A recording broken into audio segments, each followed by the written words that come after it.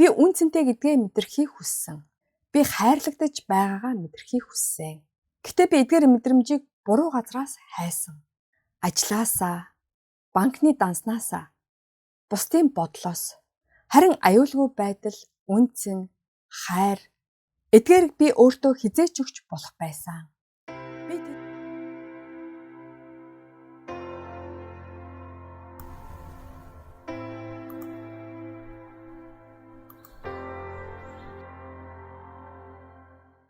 Сайн байна уу? Ирцай сугийн заяа мэдчилж байна. Та бүхэнтэйгээ энэ бичлэгээрээ уулзч чадаа баяртай байна. За ингээд өнөөдрийн бичлэг болохоор маш гоё тэ сургамж болсон юм бичлэг байгаа. Тэгээд би өөрөө энийг олж үзээ. Тэгээд үнэхээр энийг бичлэг болгож оруулъя маш хэрэгтэй юм байна. Тийм ээ? Миний амьдрал юу вэ? Тийм ээ? Хэрвээ би бас өөрийнхөө амьдралд энийг бас эргэцүүлж бодоод мөн бусад хуваалцсан бол хичнээн тустай зүйлээ гэж бодсон учраас энэ бичлэгийг ингээд та бүхэндээ хүргэж байна. За ингээд эхэлцгээе. Надад чамд хэлэх нэг зүйл байна. Үнийг чи үнэхээр анхааралтай сонсоосоо гэж хүсэж байна. Чиний хөөцөлж яваа тэр зүйл мөнгө, албан тушаал, байшин, биеийн галбир, хүнлэл амьдралыг чинь эцэст нь бүтэн болгож, бүхнийг зөв болгоно гэж итгэж байгаа тэр зүйл. Тэр чамд чиний бодож байгаа зүйлийг өгөхгүй. Намайг Уильям гэдэг. Би 77 настай.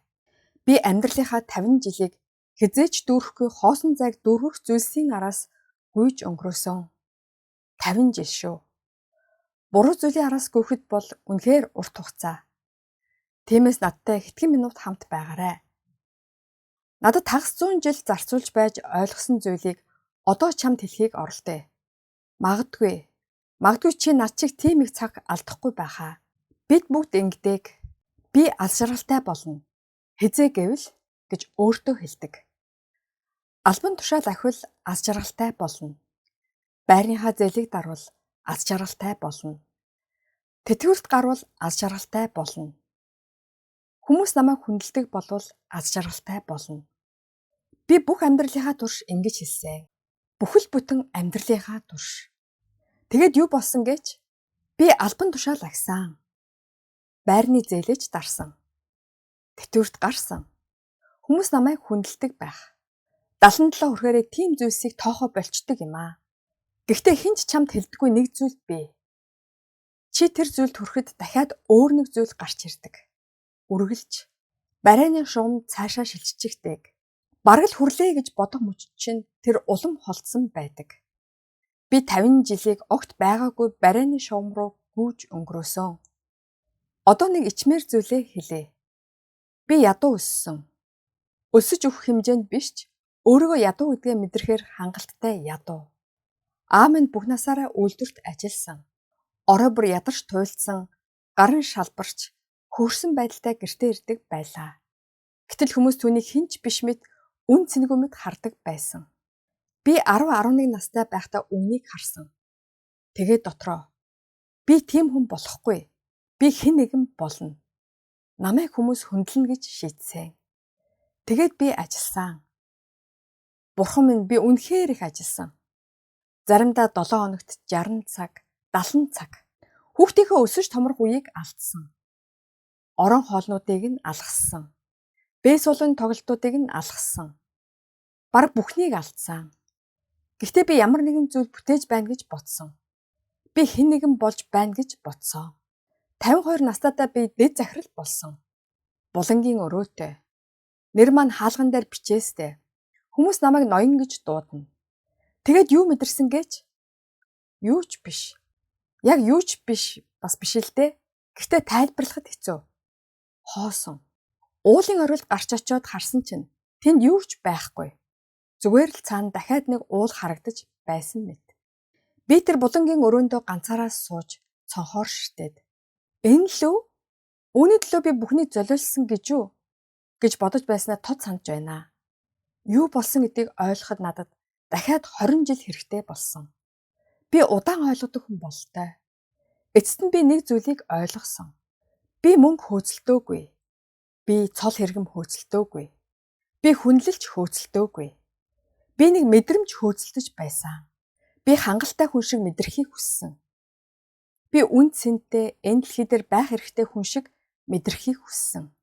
Би хангалттай их амжилтанд хүрвэл, хангалттай өндөрт авирвал тэр мэдрэмжийг олно гэж бодсон. Гэхдээ тэр мэдрэмжийг албан тушаалаас авч болдоггүй. Цалингаас ч авч болдоггүй. Хүмүүс намайг ноён гэж дуудах нь ч өгдөггүй. Би хангалттай гэсэн мэдрэмжийг би өөртөө өгч болох байсан. Надад хэн нэгний зөвшөөрөл хэрэггүй байсан. Түүнийг олж авахын тулд зүтгэх шаардлага ч байгаагүй. Зүгээр шийдэх хэрэгтэй байсан. Би үн цэнтэй. Би чухал. Би яг байгаагаараа хангалттай. Би үнийг 25 настайдаа хийж болох байсан. Гэхдээ 73 наснда ойлгосон. Ингээд би аль хэдийн минийх байсан зүйлийг олж авах гэж 48 жилийг өнгөрөөсөн. Гэрэлтийн минь хувьд ч ялгаагүй. Өөр түүх. Гэхдээ ижил алдаа. Би хангалттай хангаж өгвөл байшин, машин, сайхан зүйлс эхнэр маань аз жаргалтай болно гэж бодсон. Бид аз жаргалтай болно гэж итгэсэн. Миний үүрэг бол хангах гэж бодсон. Тэгээд би хангаж өгсөн. Үнэхээр хангаж өгсөн. Гэхдээ эхнэр минь үнэндээ юу хүсэж байсан гэж тэр намайг хүссэн. Хажууд нь байгаа намайг, түүнийг сонсож байгаа намайг, хамт сууж, хамт байж байгаа намайг. Гэтэл би ажиллаа хийж байсан. Эсвэл ажиллаа бодож байсан. Эсвэл ажилласаа болоод хэд ядарсан байсан. 48 орчим наснда бид бараг салчих шахсан. Амжилт хүүдээ биш. Харин би байгаагүй дээ. Гэртээ байсан сэтгэлээрээ байхгүй байсан. Нэг удаа тэр надад ингэж хэлсэн. Уильям, надад мөнгө хэрэггүй. Надад чи хэрэгтэй. Надад чи над руу харах хэрэгтэй. Надад чи намайг сонсох хэрэгтэй. Надад чи энд надтай хамт байх хэрэгтэй. Тэр үед би ойлгоогүй. Би байж л байсан гэж бодсон. Төлбөрүүдийг төлж байсан биз дээ. Бидний толгойд дээвэртэй байшин байлгаж байсан биз дээ. Гэхдээ хэн нэгнийг хангах, хэн нэгэнтэй хамт байх хоёр огт өөр зүйл гэдгийг ойлгоход надад их хугацаа орсон. Тэд огт адилгүй. Одоо би 77 настай. Найзуудын маань ихэнх нь надтай ойролцоо настай. Зарим нь аль хэдийн өөд болсон. Би нэг зүйлийг анзаарсан. Аз жаргалгүй хүмүүс одоо ч хөөцөлцөөр байна. Одоо ч харьцуулсаар байна. Одоо ч оноо тооцсоор байна. 84 настай нэг найз минь хөршийнхэн машин илүү гоё гэж одоо хүртэл уурладаг. 84 настай. Одоо ч хашааныхаа цаанаас шагааж өөрийгөө бустай хэмтсээр. Тэр үнэхээр аз жаргалгүй. 79 настай өөр нэг найз минь үргэлж өөрт нь байхгүй зүйлсийн тухай ярьдаг. Өвдгөн өвдөн. Хүүхдүүд нь хангалттай залгадаггүй. Тэтгэвэр нь хүрэлцэхгүй. Бүх зүйл гомдол, бүх зүйл асуудал. Тэр намайг мэдхээс хойш үргэлж аз жаргалгүй байсан. Тэгээд нас барах хүртлээч аз жаргалгүй байх болов уу? Яагаад гэвэл тэр өөрөөс нь өөр ямар нэгэн зүйл өөрчлөгдвөл өөрийгөө зүгээр болно гэж хүлээсээр байгаа. Гэхдээ надад өөр найзууд ч бий. Тэдэнд нэг хөнгөн байдал, нэг амгалан байдал бий. Тэд хүнд ч юу ч батлах гэж оролддоггүй. Тэд оноо тооцдоггүй. Тэд зүгээр л энд одоо амьдарч байна. Сониуч байна. Өмнө байгаа зүйлээ таашааж байна. Найз Эрл маань 86 настай. Миний мэдих хамгийн аз жаргалтай хүн. Түүнд их зүйл байхгүй. Жижиг байртай, тогтмол бага орлоготой. Эрүүл мэндэд сайнгүй. Гэхдээ тэр өглөө бүр талархалтай сэрдэг. Үргэлж шин зүйл сурч байдаг. Ном уншдаг, асуулт асуудаг. Нэг удаа тэр надад ингэж хэлсэн. Уильям, би 60 жилийн хэн нэгэнтэй болох гэж оролдож өнгөрөөсөн. Одоо би зүгээр л энэ мөчөд байхыг хичээдэг. Тэгэхэд л бүх зүйл хамаагүй дээр санагддаг. Ялгаа нь инээ. Мөнгө биш, эрүүл мэндэж биш, гэр бүлч биш. Мэдээж эдгээр нь тусалдаг. Харин чи өөртөөгөө эвлэрсэн үү? Хөөцөлтгөө болоод зүгээр л байж сурсан уу? Гэдг л чухал. Жинхэнэ эрхчлөө ямар мэдрэмжтэйг мэдхийг хүсэж байна уу? Би хэлээд өгье. Жинхэнэ эрхчлөө гэдэг нь их мөнгөтэй байхыг хэлэхгүй. Надад мөнгөтэй атлаа дотроо баригдчихсан бүх зүйл санаа зовж, юунаас таашаал авч чаддгүй найзууд бий. Жинхэнэ эрхчлөө гэдэг нь өмнө нь чамайг зовоодог байсан зүйлс чамайг зовоохоо болох тэр мөч. Хэн нэгэн муухай үг хэлэхэд ус мэд урсгаад өнгөрөх. Бүх хүнд таалагдах гэж хичээх шаардлагагүй болох. Толинд хараа 77 настай ир чам руу харж байхад "Тийм ээ, энэ бол би. Би үүнтэй эвлэрсэн" гэж хэлж чадах. Жинхэнэ эрхчлөө гэдэг нь дотор ч амар тайван байхын тулд өөр ямар ч зүйл шаардлагагүй болох. Найзууд минь ээ, үүнийг ойлгоход ихэнх хүнд бүтэн амьдрал хэрэгтэй болдог. Зарим нь хизээч ойлгодоггүй. Тэд өх хүртлээ хөөцөлдсөөр, хүлээсээр, аз жаргал дараагийн булангийн цанд байгаа гэж итгэсээр байдаг. Одоо нэг зүйлийг сайн ойлго. Чи тэр зүйлийг олж авмагцаа сэтгэл хангалуун болно гэж бодож байгаа. Гэхдээ тийм биш ээ. Үргэлж дараагийн зүйл гарч ирдэг. Би 58 настайдаа байраа бүрэн төлж дуусгасан. Одоо л эрхчлөөтэй болноо. Одоо л тавширсан гэж бодсон. Гэхдээ юу болсон гэж? Дараагийн зүйл санаа зовж эхэлсэн. Тэтгэврийн хуримтлал, эмнэлгийн зардал. Зах зээл унчхал яах вэ? Тэр нь яах вэ? Энэ нь яах вэ? Нөхцөл байдал өөрчлөгдсөн ч айдас алга болоогүй. Айдас зүгээр л өөр зүйлд наалтсан. Тэгээд би нэг чухал зүйлийг ойлгосон. Амьдрал сайжрлаа гэд айдас арилдаггүй. Харин чи өөрчлөгдөхөд л айдас арилнаа. Айдсаар амьдралаа жолоодуулахаа болохоор шийдэх үед. Маргааш юу ч тохиолдсон. Өнөөдөр чи зүгээр гэдгийг хүлээн зөвшөөрөх үед. Энэ бол дотоод ажил. Ямар ч мөнгө үүнийг чиний өмнөөс хийж чадахгүй. Ямар ч амжилт, ямар ч харилцаа чадахгүй. Чи өөрөө хийх ёстой.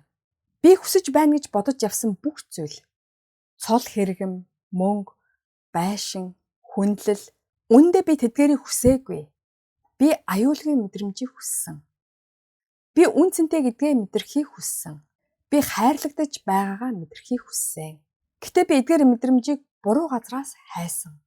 Ажлаасаа, банкны данснаасаа, бусдын бодлоос, харин аюулгүй байдал, үнцэн, хайр эдгээрийг би өөртөө хизээч өгч болох байсан. Би тэднийг хаа нэгтээс олж авах шаардлагагүй байсан. Зүгээр л хүлээн зөвшөөрөх хэрэгтэй байсан. Би аль хэдийн аюулгүй. Би аль хэдийн үнцэнтэй. Би аль хэдийн хайрлагдсан. Энэ энгийн сонсогдож магадгүй.